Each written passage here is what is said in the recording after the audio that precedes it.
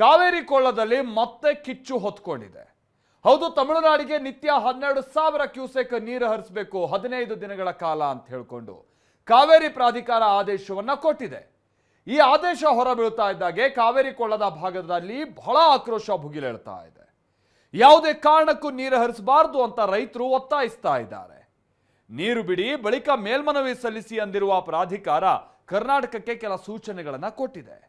ಹಾಗಾದ್ರೆ ಇವತ್ತಿನ ವಾದ ಪ್ರತಿವಾದ ಏನೇನಾಗಿತ್ತು? ಕರ್ನಾಟಕ ಸರ್ಕಾರದ ಮುಂದಿನ ನಡೆ ಏನಿರಬಹುದು? ಬನ್ನಿ ಅದಕ್ಕೆ ಸಂಬಂಧಪಟ್ಟಂಗಿನ ರಿಪೋರ್ಟ್ ನೋಡ್ಕೋಬೋಣ.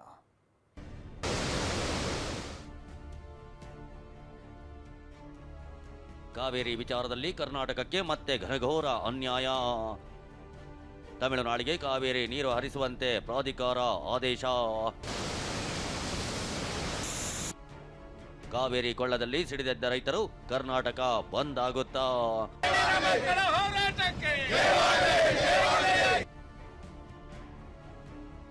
ಆಗಸ್ಟ್ 13ಕ್ಕೆ ಸುಪ್ರೀಂ ಕೋರ್ಟ್ನಲ್ಲಿ ವಿಚಾರಣೆ, ನ್ಯಾಯ ಸಿಗುತ್ತಾ?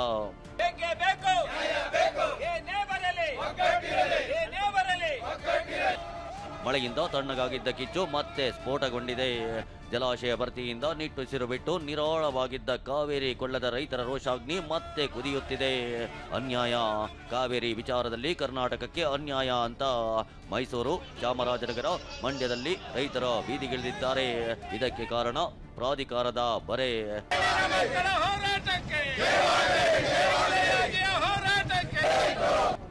ಎಸ್, CWRC ಕಾವೇರಿ ನೀರು ನಿಯಂತ್ರಣ ಸಮಿತಿ ಮುಂದಿನ 15 ದಿನ ನೀರು ಬಿಡುವಂತೆ ಆದೇಶ ನೀಡಿದೆ. ಈ ಆದೇಶವನ್ನ CWMA ಅಂದ್ರೆ ಕಾವೇರಿ ನದಿ ನೀರು ನಿರ್ವಹಣಾ ಪ್ರಾಧಿಕಾರವು ಎತ್ತಿ ಹಿಡಿದಿದೆ. ಈ ಆದೇಶಕ್ಕೆ ಕರ್ನಾಟಕದ ಅಧಿಕಾರಿಗಳು ತೀವ್ರ ಅಸಮಾಧಾನ ಹೊರಹಾಕಿದ್ದಾರೆ. ಅಥಾರಿಟಿ ಒಂದು ತೀರ್ಮಾನಕ್ಕೆ ಬಂದಿದೆ. ನಮ್ಮ ಪ್ರಕಾರ ಅದು ನಮಗೆ ಅನ್ಯಾಯವಾಗಿದೆ. ಅದನ್ನು ಯಾವ ರೀತಿಯಲ್ಲಿ ಲೀಗಲ್ ಒಂದು ರೆಮಿಡಿಯನ್ನು ಮಾಡಬೇಕು, ಲೀಗಲ್ ಯಾವ ರೀತಿಯಲ್ಲಿ ನಮಗೆ ಸಾಧ್ಯತೆ ಇದೆ, ಆ ಸಾಧ್ಯತೆಗಳ ಬಗ್ಗೆ ನಾವು ನಮ್ಮ ಲೀಗಲ್ ಎಕ್ಸ್ಪರ್ಟ್ಸ್ ಜೊತೆ ಕೂಡ ಚರ್ಚೆ ಮಾಡ್ತೀವಿ.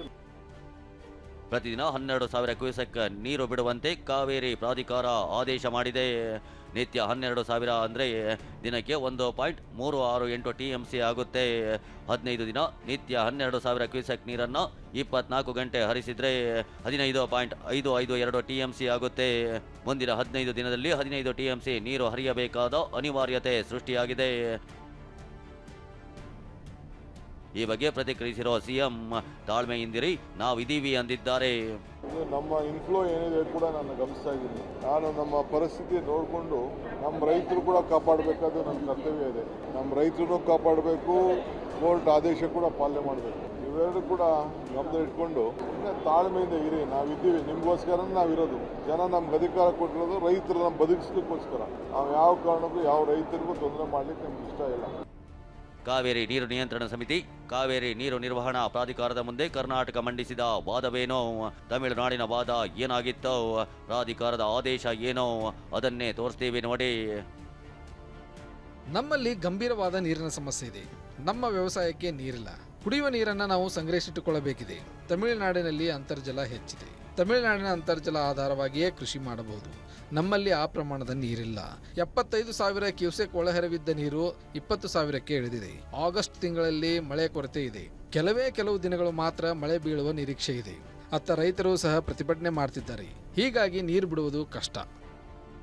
ಕಾವೇರಿ ಕೊಳ್ಳದ ಕರ್ನಾಟಕದ ಅಣೆಕಟ್ಟುಗಳಿಗೆ ಒಳಹರಿವು ನಿರಂತರವಾಗಿದೆ. ಇಂದೂ ಸಹ 21,000 ಕ್ಯೂಸೆಕ್ ನೀರು ಬಂದಿದೆ. ಕರ್ನಾಟಕದ ಅಣೆಕಟ್ಟುಗಳ ಪೈಕಿ 75% ಭರ್ತಿಯಾಗಿದೆ. ತಮಿಳುನಾಡಿನ ಅಣೆಕಟ್ಟುಗಳು ಕೇವಲ 34% ಭರ್ತಿಯಾಗಿದೆ. ಹೀಗಾಗಿ ಎರಡರ ತುಲನೆ ಮಾಡಿದಾಗ ನಮಗೆ ಹೆಚ್ಚಿನ ನೀರು ಹರಿಬಿಡಬೇಕಿದೆ. 29,000 ಕ್ಯೂಸೆಕ್ ನೀರು ಬಿಡಬೇಕು. ಒಟ್ಟು 29 TMC ನೀರು ಬಿಡಲು ಸೂಚಿಸಬೇಕು. ಕರ್ನಾಟಕದ ಒಳಹರಿವು ಉತ್ತಮವಾಗಿದೆ. ಹಿಂದಿನ ಬಾಕಿಯನ್ನ ನಾವು ಪರಿಗಣಿಸಿಲ್ಲ. ಈಗ ನೀರು ಬಿಡಲಾಗದಿದ್ರೆ ಸೆಪ್ಟೆಂಬರ್ನಲ್ಲಿ ಸಮಸ್ಯೆ ಆಗಲಿದೆ. ಸೆಪ್ಟೆಂಬರ್ನಲ್ಲಿ ಹಳೆಯದನ್ನು ಸೇರಿ ಬಿಡಬೇಕಾದ ಸನ್ನಿವೇಶ ಬರಬಹುದು. ಹೀಗಾಗಿ ಈಗ ನೀರು ಬಿಡಬೇಕು. ಒಳಹರಿವು ಕಡಿಮೆ ಆದ್ರೆ ಮತ್ತೆ ವಾಪಸ್ ಬನ್ನಿ, ಪ್ರಾಧಿಕಾರಕ್ಕೆ ಮೇಲ್ಮನವಿ ಸಲ್ಲಿಸಿ, ನೀರಿನ ಪ್ರಮಾಣವನ್ನ ಗಮನಿಸಿ ಮುಂದಿನ ಆದೇಶವನ್ನ ನೀಡ್ತೇವೆ. ಹೀಗಂತ ಪ್ರಾಧಿಕಾರ ಆದೇಶ ನೀಡಿದೆ. ಹೀಗಾಗಿ ಕರ್ನಾಟಕ ಸರ್ಕಾರ ಸುಪ್ರೀಂ ಕೋರ್ಟ್ ಮೆಟ್ಟಿಲೇರಲು ನಿರ್ಧರಿಸಿದೆ. ನಮಗೆ ಮುಂಗಾರು ಮಳೆ ಇನ್ಮೇಲೆ ಕಡಿಮೆ ಆಗುತ್ತೆ. ಬಂದರೆ ಆಗಸ್ಟಲ್ಲಿ ಬಂದಂಗೆ ಆಮೇಲೆ ಇಲ್ಲ. ಅವ್ರಿಗೆ ತಮಿಳುನಾಡಿಗೆ ಹಿಂಗಾರು ಮಳೆ ಬೀಳುತ್ತೆ. ಅವ್ರಿಗೆ ಇನ್ನೂ ಅವಕಾಶ ಇದೆ. ನೋಡೋಣ, ನಮ್ಮ ವಾದ ಮಾಡ್ತಾರೆ. ಆಮೇಲೆ ಸುಪ್ರೀಂ ಕೋರ್ಟಲ್ಲೂ ನಾಳೆ ಕೇಸ್ ಇದೆ. ಅದಾದ್ಮೇಲೆ ಮಾತಾಡೋಣ. ಆದೇಶ ಹೊರಬೀಳ್ತಿದ್ದಂತೆ ಮಂಡ್ಯದಲ್ಲಿ ಭುಗಿಲೆದ್ದ ಕಾವೇರಿ ಕಿಚ್ಚು. ಕಾವೇರಿ ನೀರಿನ ಋಣ ಆಗಿದ್ದವರು ಹೋರಾಟಕ್ಕೆ ಬನ್ನಿ ಎಂದ ಹಿತರಕ್ಷಣಾ ಸಮಿತಿ. ತಮಿಳುನಾಡಿಗೆ ಕಾವೇರಿ ನೀರು ಬಿಡುವಂತೆ ಆದೇಶ ಹೊರಬೀಳ್ತಾ ಇದ್ದಂತೆ ಮಂಡ್ಯದಲ್ಲಿ ಕಾವೇರಿ ಕಿಚ್ಚು ಸ್ಫೋಟಗೊಂಡಿತ್ತು. ಮಂಡ್ಯದಲ್ಲಿ ರಸ್ತೆ ತಡೆದ ರೈತರು, ವಿವಿಧ ಸಂಘಟನೆಗಳ ಕಾರ್ಯಕರ್ತರು ಆಕ್ರೋಶ ಹೊರಹಾಕಿದ್ರು. ಯಾವುದೇ ಕಾರಣಕ್ಕೂ ತಮಿಳುನಾಡಿಗೆ ನೀರು ಬಿಡಬಾರದು ಅಂತ ಆಗ್ರಹಿಸಿದ್ರು. ಈಗ ಪ್ರತಿದಿನ 12,000 ಕ್ಯೂಸೆಸ್ ನೀರನ್ನ ಬಿಟ್ರೆ ದಿನಕ್ಕೆ 1 TMC ಅಂತೆ 16 ದಿನ 16 TMC ನೀರು ಹೋಯ್ತದೆ.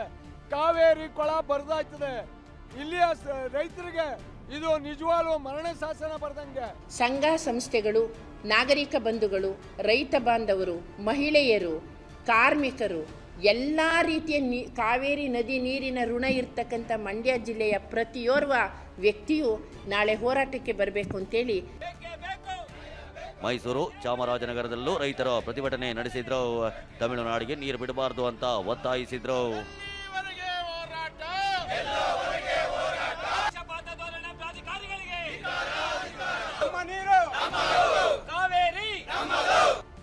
ಸದ್ಯ ಕಾವೇರಿ ಕೊಳ್ಳದ KRS ಜಲಾಶಯ ಇನ್ನೂ ಭರ್ತಿಯಾಗಿಲ್ಲ. ಡ್ಯಾಂನಲ್ಲಿ 30 TMC ನೀರಿದೆ. ಮುಂದೆ ಮಳೆಯಾಗುತ್ತೋ ಇಲ್ವೋ ಗೊತ್ತಿಲ್ಲ. ಮುಂದಿನ ಬೇಸಿಗೆಯವರೆಗೂ ಇಟ್ಟುಕೊಳ್ಳಬೇಕಾದ ಸ್ಥಿತಿ ನಿರ್ಮಾಣವಾಗಿದೆ. ಹೀಗಾಗಿ ಕರ್ನಾಟಕಕ್ಕೆ ಕಾವೇರಿ ವಿಚಾರದಲ್ಲಿ ಬರಸಿಡಿಲು ಬಡಿದಂತಾಗಿದೆ. ಮಂಡ್ಯದಿಂದ ದಿಲೀಪ್, ಮೈಸೂರಿನಿಂದ ರಾಮ್ ಜೊತೆ ಹರೀಶ್, TV9 ಬೆಂಗಳೂರು.